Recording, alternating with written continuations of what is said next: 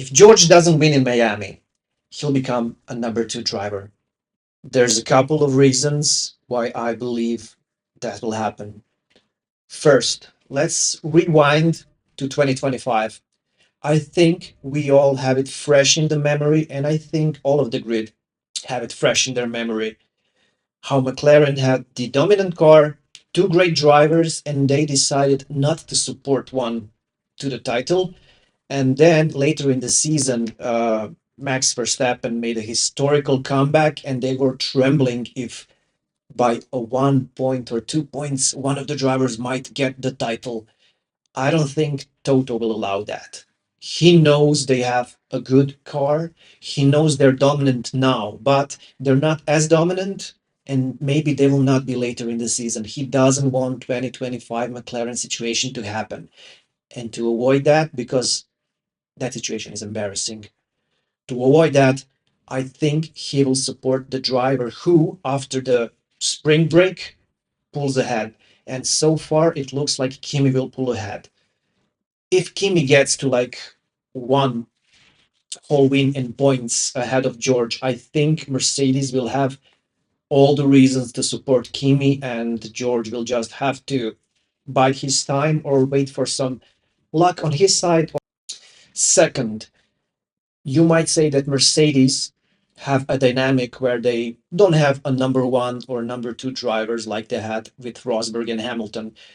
But we have to keep in mind that in 2016, they were already two times Constructors' Championship champions in the row.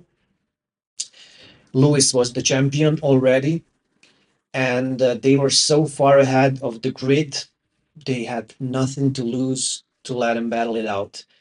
This time, Mercedes has been in the slumps since 2022, and this is the first time they're tasting the wins again. And they're not as dominant. They don't have the constructor secured. They haven't had a driver win anything in years, so they will not risk it. It's a totally different situation to 2016.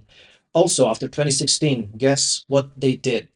They hired Bottas, a number two driver, because that was the dynamic. They knew it was the better strategy when you have the dominant car and a dominant driver. This time, I think they will not risk it because it just doesn't make sense for them to risk it. They are slightly ahead.